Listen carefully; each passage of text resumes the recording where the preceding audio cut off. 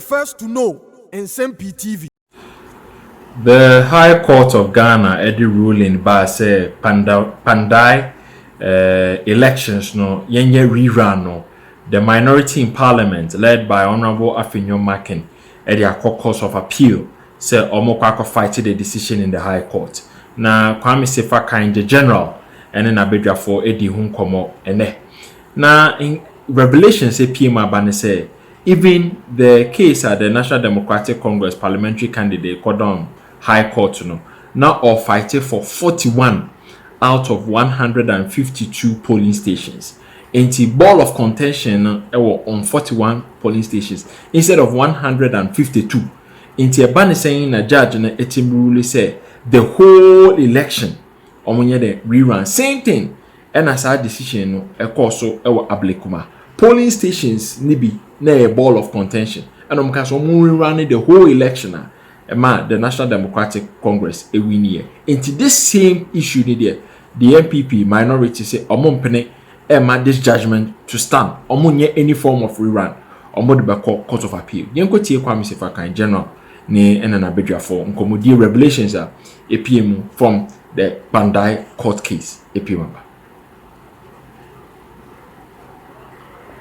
Executives in the constituency were at the new place. Which MP? The MP of the MP9, the former MP candidate, the PC. That time they're now MP now at that time a candidate. Okay.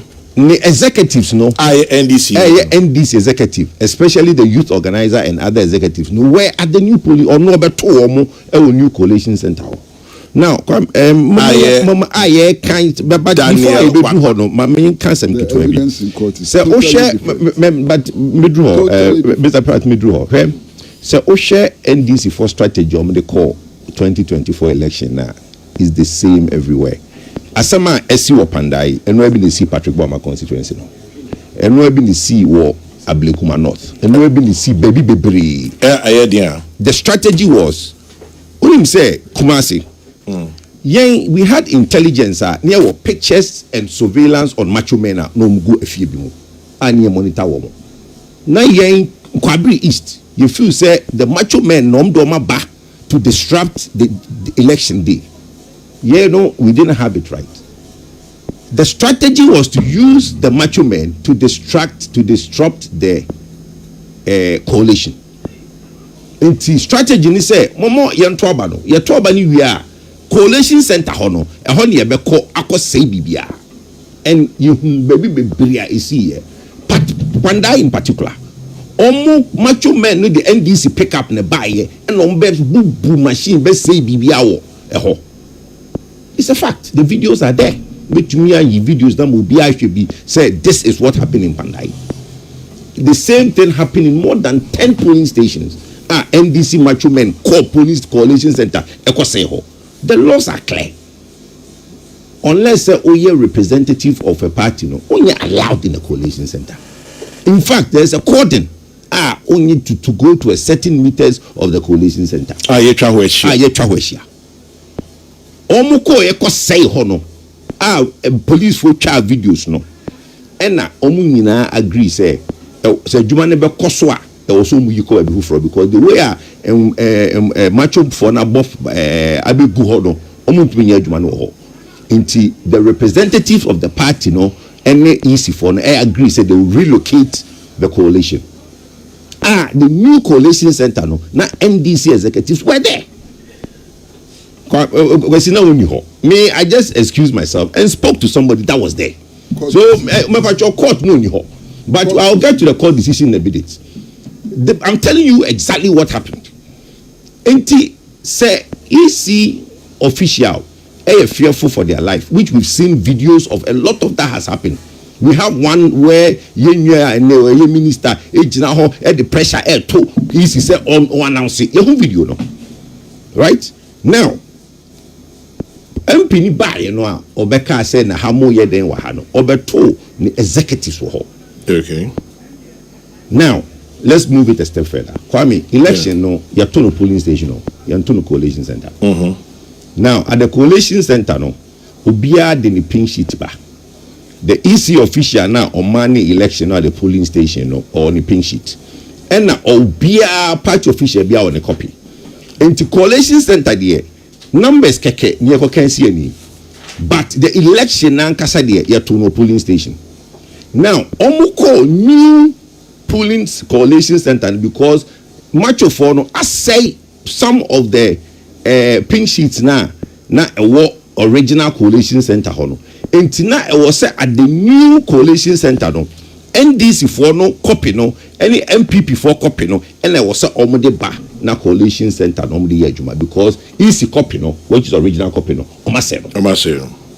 And at that station no, nobody had a problem with NDC copy and the because the original copies from the for the polling station. And no, and no mujina so day. A year coalition now, Yenya or MPP macho yedem enya 27,000 macho nyindam enya 27,947 and NDC Daniel Wakpal enya 24,213. But contention now or the court was only on 41 polling stations out of the 152. 41 polling stations out of the 152. Now and no crampono. So who judge who rule? What is the ruling? Isn't the ruling on the contention of the back court? Why do you rule say yankoye entire 152 and 241 free 152 more 111 there? Omuni NDC for the new Samanka because Oma first case no amber court.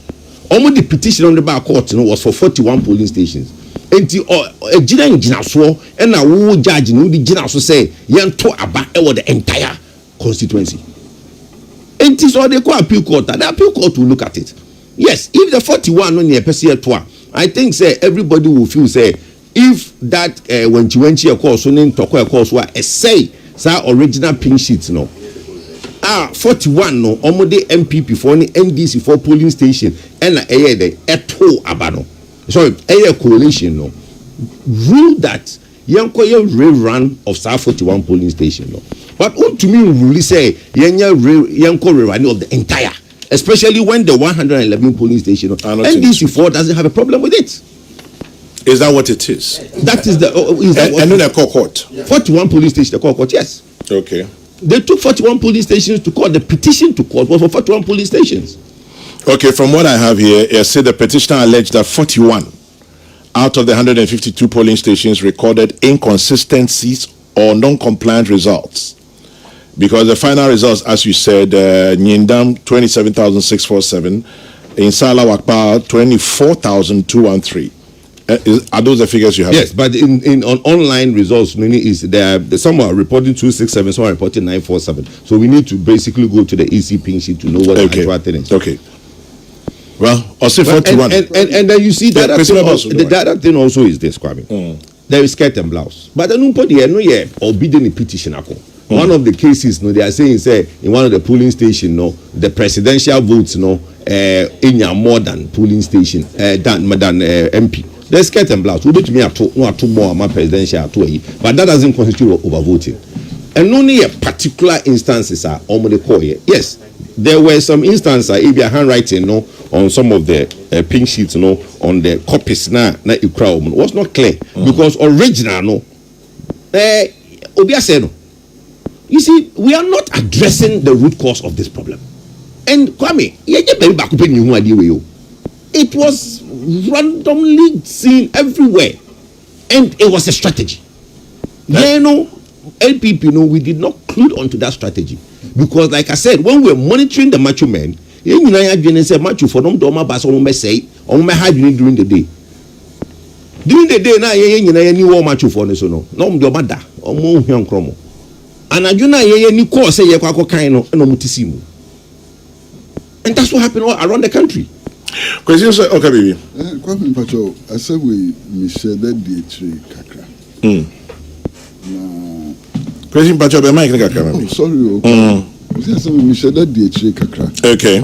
Now, I'm say we have to be fair to the judge. We have to be very fair to the judge. Under cross-examination. Under cross-examination. And you be electoral officer and say, I didn't see and I was a son Collation Center. Also, when you about ho, akika binsam na ade about ho nti. Na omu ina suro say woman sesa asembesi no sesa. Ani bisa no say. Na de nti wo sesa Collation Center no. Ubo NDC for maniana. Osimanye. This is the court record. Osimanye. Yes, I didn't know one year. Was say, Kwame. Osina said, Jeff, who to send this for no betty. This will not stand up in any court. So I think we should be fair to the judge. During cross-examination, these matters came out. Okay,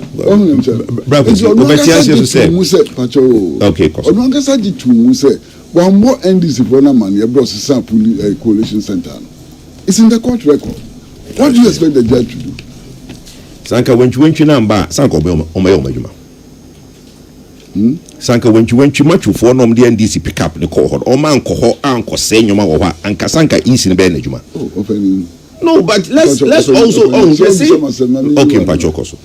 Massa, when you went to Bayo, when you went to Ambao, be a baby and I say, and Mrakwanso. When you went to Graba, and Mrakwanso, dear fa, at the Sadla Sam. It's what we be and farmer Kwanso. Judge only or idea. One Casa one also is a Collation Center. No, the other parties, one more man here. One more man here. How were they able to carry on their duties? And that's what more hobby. One more hobby the same fan casa. But no more. Almost said that crab beside said, and you be now one telephone number. I say I number one telephone number. I didn't one friend on telephone. Also, Minister Jeff for Casa and me say, if you do almost one betting. Okwabe unde eminya kakra ya to abawie Collation Center na ye de boxes ni nyina akọ ni pin sheet na NDC for ni NPP for ni anidi akire no macho for ba e be ye akatakata wo ho ma enyoma si ho mom tete nye se enyoma wo ho ye yi sa boxes no afri ho no na NDC for eni akata o ma hu ya obi de boxes no ko ye. Let's be honest with ourselves. Come on, ya to abawie the vigilance of both political parties. You only boxes any documents at new Collation Center. Na NDC for a omeniakata. It's not true that Collation Center can be moved without NDC members knowing where they go. If you say the MP, yes, the PC. You see, the word you want to use is inform the PC. I agree. If the PC was not informed, I agree. That I don't have a problem. But Yakasena MDC ni be any hodia. Thank you. The cross examination. Why inform the PC no? And you be a what's a Collation Center? No boy NDC money. No, Obo PC na manie, which is the parliamentary candidate. Na Obona manie. And no dem names and Uncle Pesika's Wamona manie, which I agree. But Yakasena MDC ni be any why? I don't think that's true. Na say because NDC ni be any. Minkasa, the Americans one more man here. I mean, beside say, Nana won me telephone. Also, me what the telephone number. I didn't one Fredo. Also, man Fredo. Only said, that is the case. The case name say, was this a Collation Center? First of all, only 2 years this is a Collation Center. Only such to me, and was Shan was this a Collation Center. What was this a Collation Center? We and so one more the other side of man here. If you say also, only Sancho for Casa identity.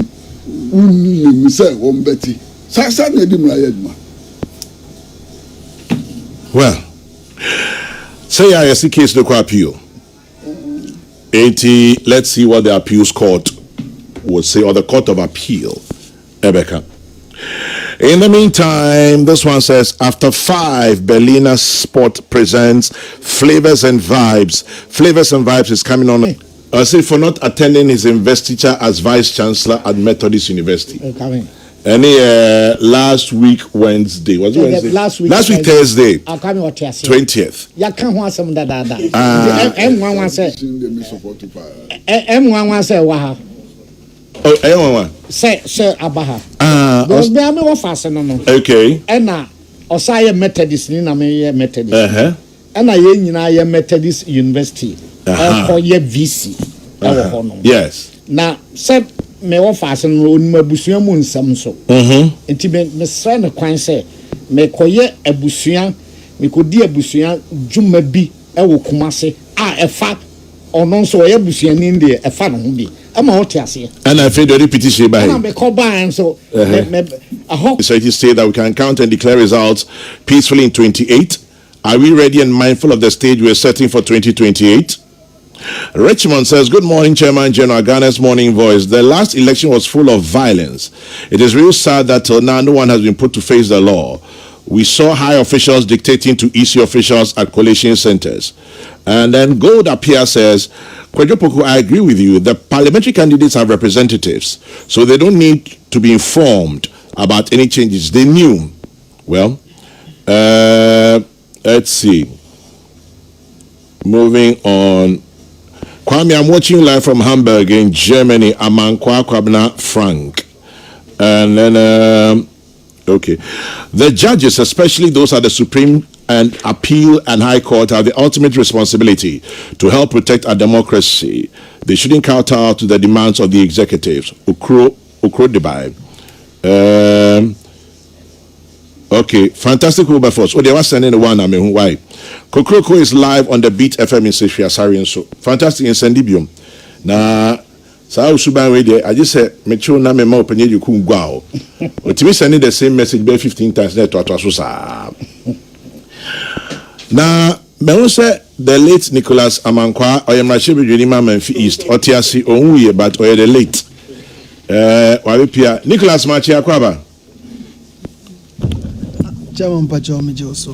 When you ban tempted be also. Chairman Pacho. Because your friend why Anton can't himself.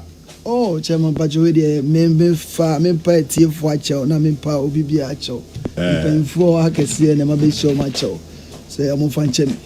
It can never be deliberate na meet me nya hands to us anti Pacho am fan chem. Yende ya adwina ne so mpa yasem. Oh, that be it can never be. Professor Ejikun kan kai so na branty. Me am one fa se no am me. Yeah, Marco Nicholas. Yeah, General. Right. Steve Ofori says we're watching live from Stuttgart in Germany. Now, Nicholas, yes, so can one KB Sudan, yes, and one cocra.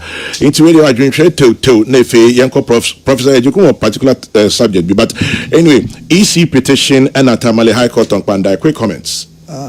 General Pacho, Edi Kamenda was. Yes, sir, that's it. Minchia, etiophobia, and Minty.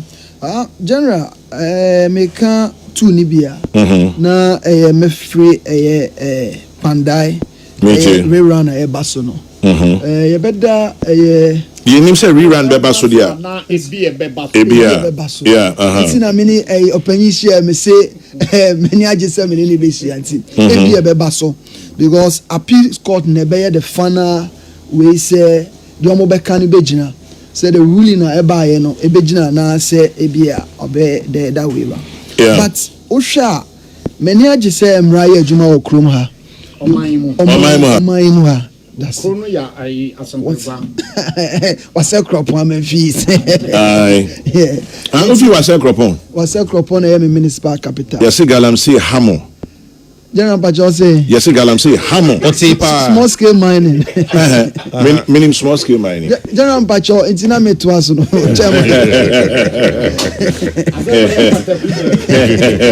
Chairman Pacho, it's not me say, yeah, that say, Emriwe no, Emraya Juma, Emran is saying, who should you see what Techiman? A year 2020 election. Collation ya na ma, nipa be ngo twifa mu hwe omonkwa. Na wo hwe de course wo Kpandai science but MP na Etimo sure say Techiman nipa wo twin away. That was a report. So is that a police report? General say a ban of journalism there. You may have you must say fact no. Indeed, that's not the case. Abani pe wuye. Oh, of course. So nipa baku kra ne wuye kra dangerous. Exactly. Yes. Na Kpandai the NC na candidate or NDC in their court. Na General me bana metie. The end to me see election money. I'm MP. This is my second time. General, before we ever call election biano, you choose collation center. Both parties. That's the MP original on the ticket of a party. Any the MP original on another ticket. Or the MPs no. Only party leadership in the election directorate. In our way if it is district dissect chair. In a municipal musec chair. That the security agencies or no mushia no muchusu collation center and no EC has the right say collation is starting an air cost no when who say environment no secure for collation team obe move collation center with that informing a MP no or your candidate no it's never done away in general so being collation that obe fan say a raw to abandon police station into a declare police station and no that is chairman far from right because moving the collation center moving the ballot from a point to a point anything can happen and adebi omubeye bia no say both parties etenase when you come to Nsem-Pii general since 92 near here collation or municipal assembly 2024 election ye hu de buy security reasons whatever you move unko Nsem-Pii senior high secondary school no so be enter MPP party office or direct opposite near see no ye who can something no or near be have no so that then the decision was taken before and san here to abanawie kokoleti but this officer can come out and tell me say this is a chosen venue for collation. So in the course of the process, whose environment you are moving the ballot normally to a place without informing the candidate.